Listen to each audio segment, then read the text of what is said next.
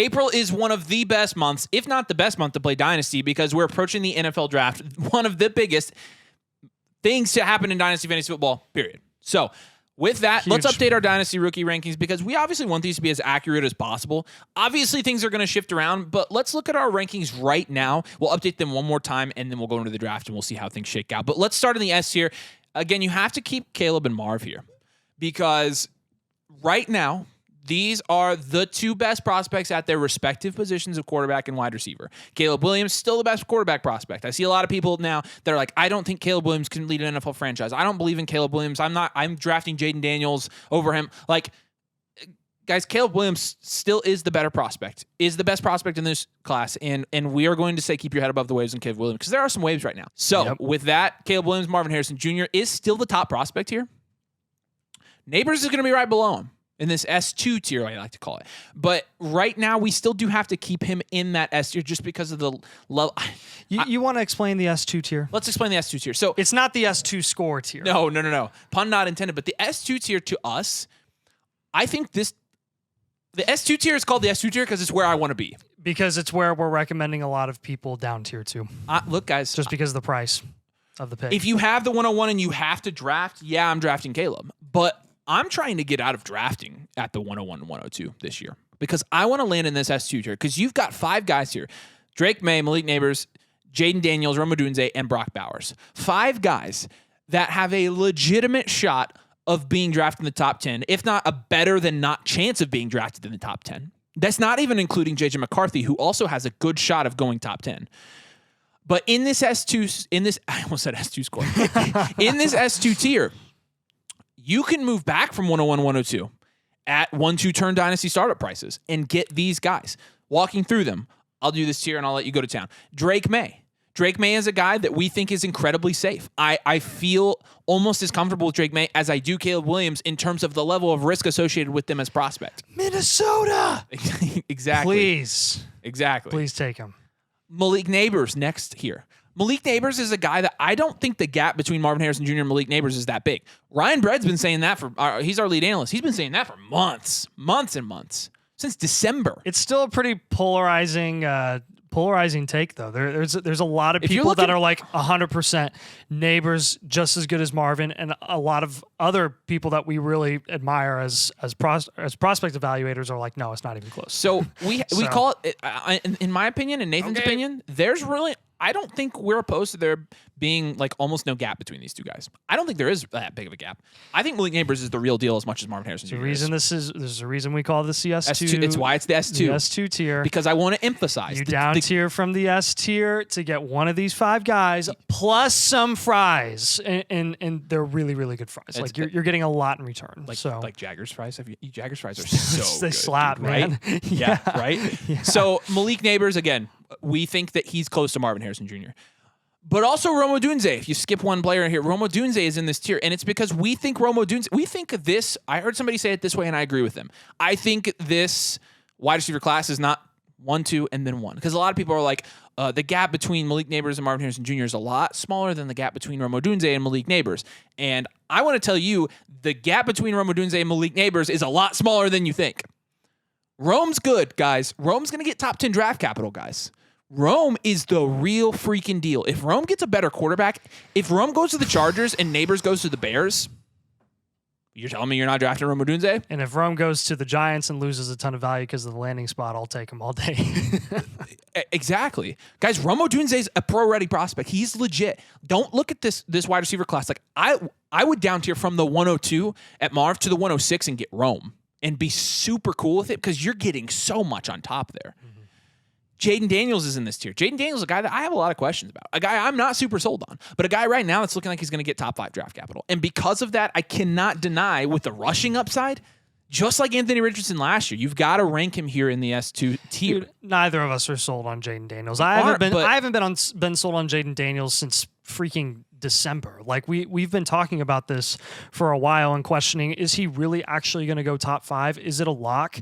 Maybe it is with the talk. Maybe it's not. But that doesn't mean that he's not going to go top 10. That doesn't mean that he's not going to get a pretty attractive landing spot with his rushing upside. There can be legitimate questions, and he still belongs in the S2 tier. So Bowers is going to be the last guy in this tier. And guys, in tight end premium leagues, Brock Bowers is going to be a cheat code. He's going to be a cheat code. I don't think it matters where he goes. Tight ends are a lot less landing spot dependent, in my opinion, because even bad quarterbacks feed their tight ends and give the tight ends volume that they need to produce at a high level in tight end premium leagues. So with Bowers, I'm not really worried if he goes to the Giants. Daniel Jones would throw Brock Bowers the ball 20 times a game. Who else is he throwing it to, right? Yeah. And it's Brock Bowers. Guys, Brock Bowers is ridiculous. Yep. So Bowers is another guy you're going to end up with a 1-7. And honestly, this A tier that Nathan's going to talk about, these guys have all of these guys have a chance of jumping up into the S2 tier. All of them. This class, good class, is a good, like, it's a good one. Everybody says this every year, and I know it. But I'm telling you, as long as Nathan and I have been doing this is the best class we've analyzed for sure. Pre-draft, easily before the landing spots. I'm pretty sure it's going to be the best post-draft. I'm like almost 100% sure. It would take a lot for it to not be. It would take just because of the talent level. Like a Seahawks level pick for like 5 of these guys. like the Vikings would have to draft like Rome Odunze. Right. Exactly. Yes. Yeah. And even then, I'm like, oh, that's Rome. Right.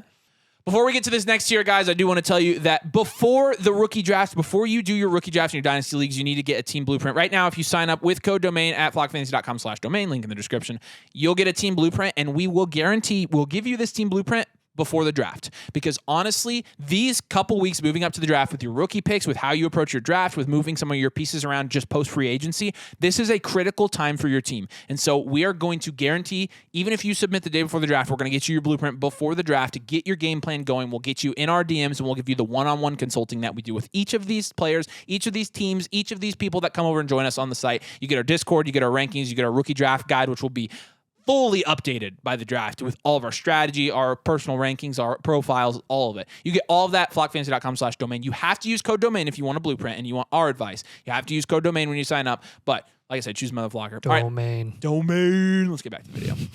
A tier.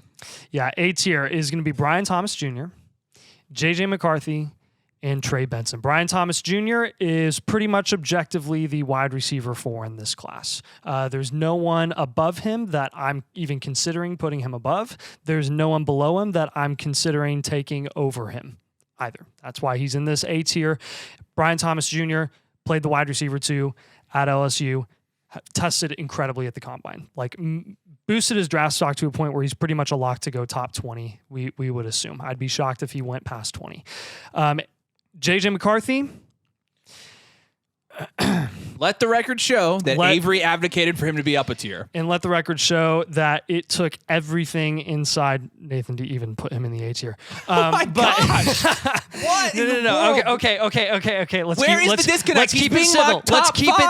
Let's keep it civil. Top 5, Nathan. Okay, Will Levis was just mocked top 5 consistently last year. With the Will Levis stuff. No, this is okay. To be fair, everyone looks like idiots post-draft with their pre-draft rankings every single year. So you'll look better when you look like an idiot. about so many players all of the time. If I'm wrong about JJ McCarthy, I'm wrong about JJ McCarthy. We have him in the A tier as the 4th best quarterback in the class. That's not bold. That's not a bold shot called in the A tier. He goes here, he's in this A tier because if he gets top 5 draft capital, which he admittedly has been mocked in the top 5, then he will go into the S2 tier. If he falls further than top 5, goes to a landing spot that we don't like as much, if he falls as far as I think that he could fall, then he will drop a couple tiers. And that's just a reality. The same thing goes with Trey Benson and why he is in this A tier. He could potentially be the first running back off the board in NFL rookie drafts, and that would make him the running back 1 in this class, regardless of Jonathan Brooks' landing spot. Yep. And I think it's very likely at this point. And just with the nature of the volatility at the running back position in the NFL, in Dynasty right now, like his value could be very significant. And don't say that he won't go this high in rookie drafts because he absolutely will because of the need. I don't think anybody's going to say that. Anytime you have a running back that gets higher than expected draft capital, they jump up usually into late first. It's just you saw it with Dameon Pierce going to the Texans a couple years ago. And it's not even like it's not a negative against Benson as a talent. Like Benson is a very talented running back, and I think he's flying under the radar because it's a horrible running back class. It doesn't have a Bijan Robinson. That's the running back class that this is. There's no Bijan. But I mean, still a fine if class. he goes early second, this is equivalent to the Breece Hall running back class. And where was Breece Hall going in 101? And you're going to get Trey, like seriously, guys, and Breece Hall's not a bad size and speed comparison for Trey Benson. Right. And Trey Benson's a guy that I think I advocated for Trey Benson to be in this tier ahead of Jonathan Brooks. I think Trey Benson has separated himself between the combine and all the other stuff that he's had, and also just seeing some good breakdowns from guys I really trust. I think that Trey Benson could end up going early second. And if and when he does, you bet your britches he's going here in Dynasty rookie drafts. You bet your britches. Yeah. Even if your britches are expensive, you're betting them. Yeah. So there you go. There's your running back 1, your quarterback 4, and your wide receiver 4, all in the same tier together in the A tier. And this is really just a calculated shot called for each one of these guys. This provides a lot of flexibility for their landing spot, for where they actually end up being drafted. And it's a nice. I mean, you're talking about the what is this? 1, 2, 3, 4. We're talking about the 8 to 10, the 108 to the 110 are these guys that we're talking. It's crazy. This class is really good. This is not. All these guys have S2 potential. Let's go to the B tier. We've got Jonathan Brooks here again. Jonathan Brooks, 1 tier below Trey Benson, but I advocated for Brooks and Benson to be in the same tier. Equally as likely, in our opinion, to go as the running back 1. Now, again, I would maybe put it at 60-40. Because I do think Trey Benson has just pulled out a little bit. But Jonathan Brooks is ridiculous. And Trey Benson also has injury questions. That's really the big question around Jonathan Brooks. Jonathan Brooks looked really good last year at Texas. Obviously had the injury, but again, he would not be going into the draft if there were questions about his health. And if there were not, really, I mean, what we already know about Jonathan Brooks is he's a Dallas Cowboy. That's pretty much what we've arrived at, is that the Cowboys are drafting Jonathan Brooks. So when Jonathan Brooks is drafted the Cowboys, he's going to be here for sure. And he's going to get a lot of work, honestly. Adonai Mitchell's also here. Adonai Mitchell, a guy that is very athletic, that doesn't really have the production profile, the analytical profile, the route running profile that we like to see for our prospects. Do I think Adonai Mitchell is going to be an alpha 1 in the NFL? I don't. That's my gut feeling. My gut could be wrong. But I don't think Adonai Mitchell is going to be that prospect. So we have him ranked a little bit lower, but he's so athletic. He is also raw. If he goes to the right situation, there could be a scenario here where he's molded into a very, very good wide receiver in the NFL. And so he's got to be here. Michael Penix and Bo Nix, we kind of lump together all the time. Michael Penix is a guy that I've seen mocked in the top 20 picks and also sliding to the mid-second. And I think that's going to be the most likely range of outcomes. I don't think Penix makes it to the third. I think he's got too big of an arm to make it to the third. I think he's got too much talent from a throwing standpoint to make it to the third round. That would be the shock of the draft. It would be very shocking.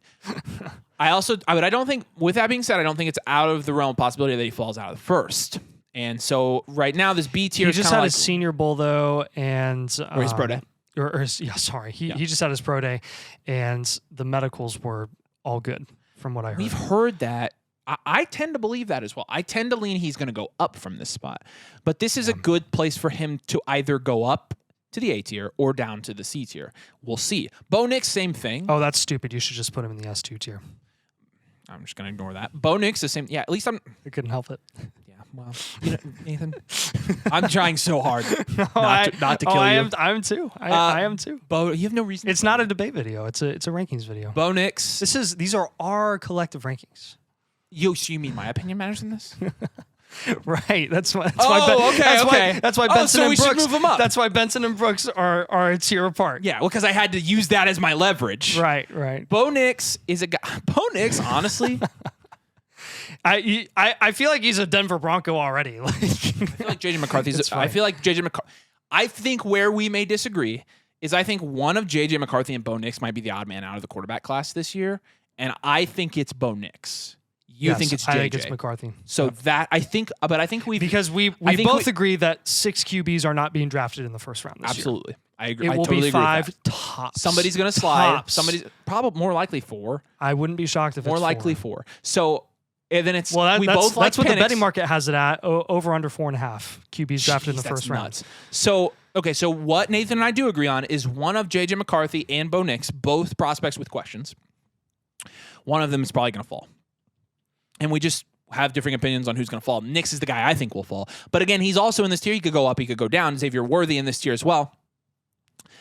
Look, 40 time doesn't make you a good wide receiver. Look at Darren Ross, blah, blah, blah. You don't think I know that? Come on. You seriously, you think that's the level of analysis we're going for here? But Xavier Worthy's not a speedster only, okay? Not a speed. John Ross, what did he have besides speed? as a prospect. The guy, A.D. Mitchell, the guy that everyone raves about and comps to C.D. freaking Lamb, who only put up like 700 receiving yards last year in the regular season with Texas, was playing second fiddle to Xavier Worthy. Guys, Xavier Worthy is more than speed. So it's not like, oh, we saw his 40, now we're ranking him this high. Jeez. It's, he's that fast and that skilled. Okay, now we rank him. And we're being very conservative ranking him here in the B tier. Xavier Worthy's a guy that could easily end up in the A tier. Easily top of the A tier. We'll keep an eye on him. C tier, this one's going to be interesting.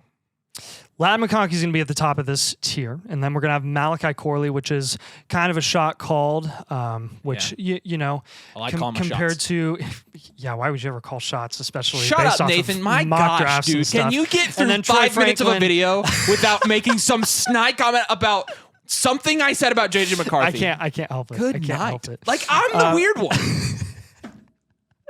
You are the weird one for I'm sure. not. Ladd, Corley, and Franklin, all guys that I think the guy who is like solidified, solidly solidified in this tier is definitely Ladd McConkey. There's a lot more room to move for Malachi Corley and Troy Franklin. I think it's fair to say that Corley and Tranklin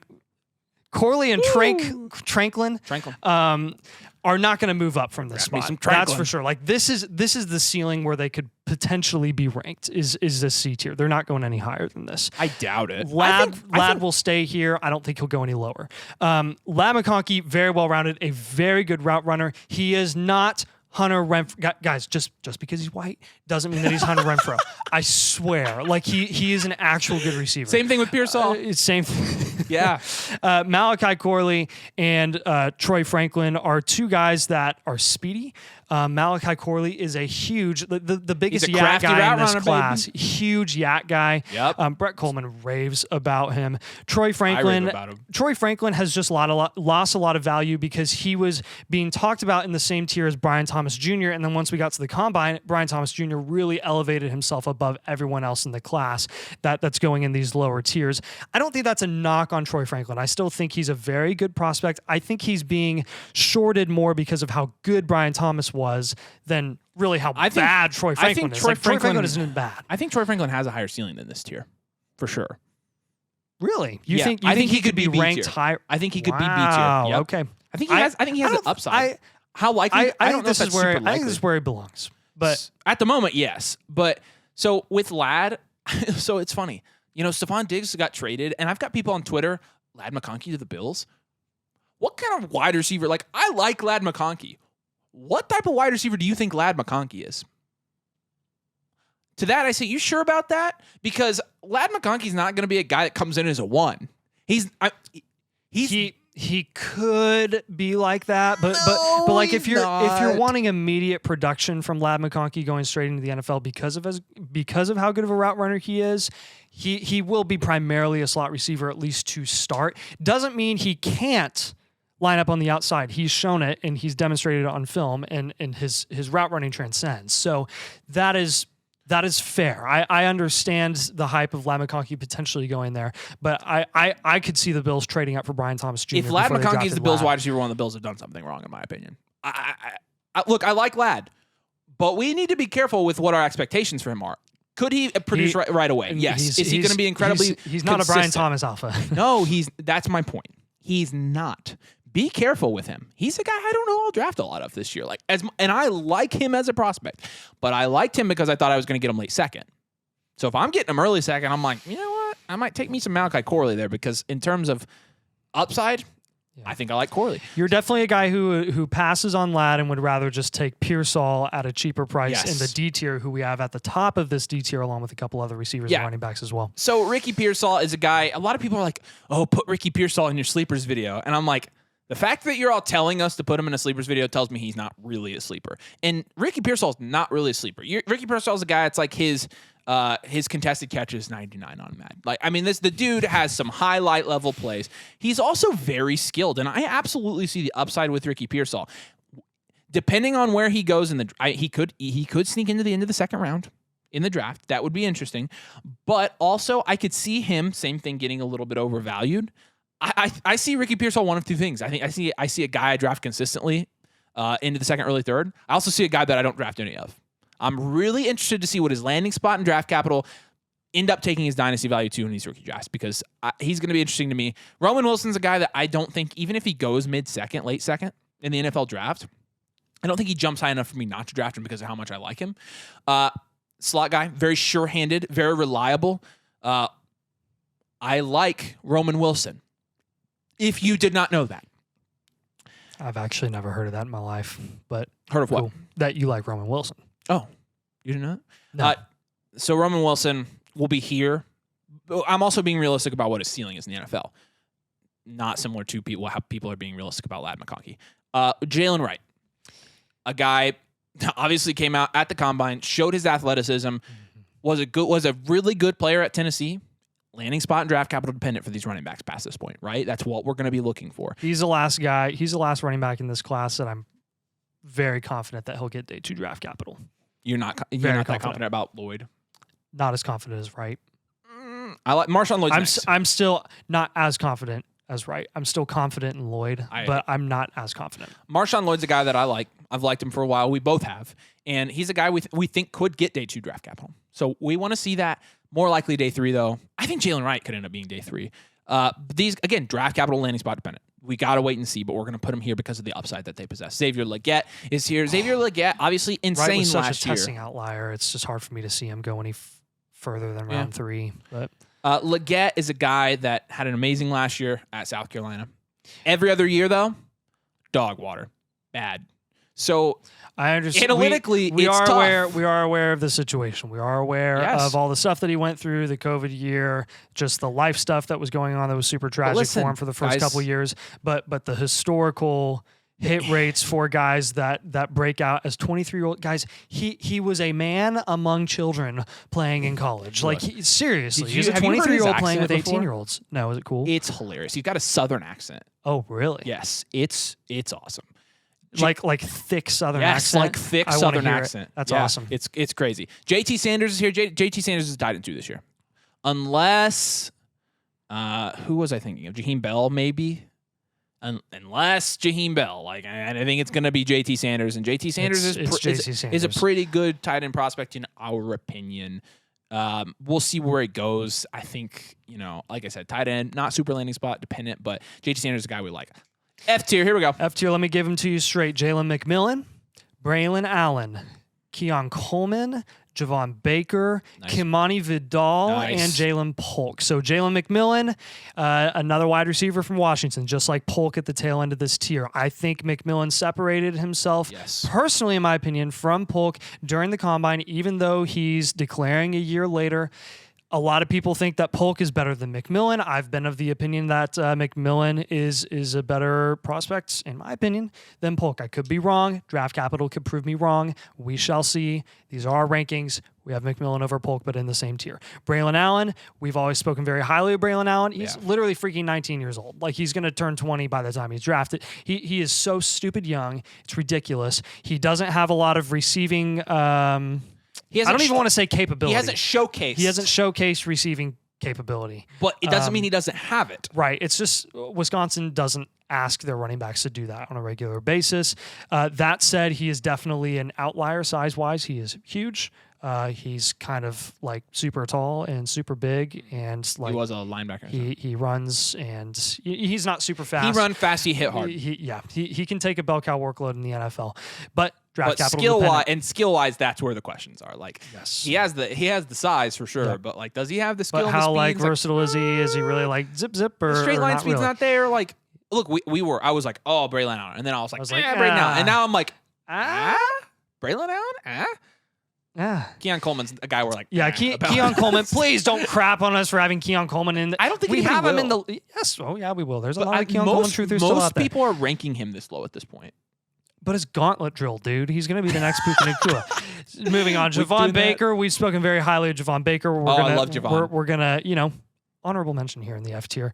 We like him. Think he could be a riser. I think he could get day 2 draft capital. I do too. And go to a solid landing spot. It would be really nice to see. Kimani Vidal is a running back out of Tulane who was hyper productive and showed a lot of really good traits out of Tulane.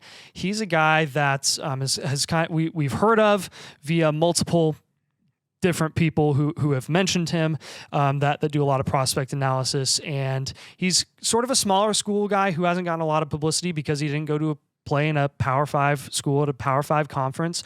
But we've seen guys come out of small schools that are hyper productive that end up having success. Not expecting, a ton from him, but we're putting him at the end of this tier because we think that he could potentially be something given the right landing spot and good one of our draft sleepers. capital. So one of our sleepers for sure. And we talked about Bulk. So there's our 2024 Dynasty rookie rankings as of today. We'll update these one more time before the draft, see kind of where the hype and the buzz are kind of moving these players around, and then it's draft time, baby. So it's time to get ready. Make sure you know all of these players this month. Make sure you're doing your homework. Make sure you're tuning in, getting all of our analysis. Make sure you subscribe for that reason, because we're going to bring you this rookie analysis leading up to the draft that will help you win your leagues. I promise you guys, between the strategy videos that we're going to come out with, the rankings videos, you guys are going to be so sick of us. Our sleepers video, which So sick of last us. year's sleeper video, Puka Nacua was on that video. We had 5 guys, I think, and Puka was a guy that Nathan was raving about, and Nathan was spot on. I will say, the one thing that we were a little bit off on is we thought he would be used a lot like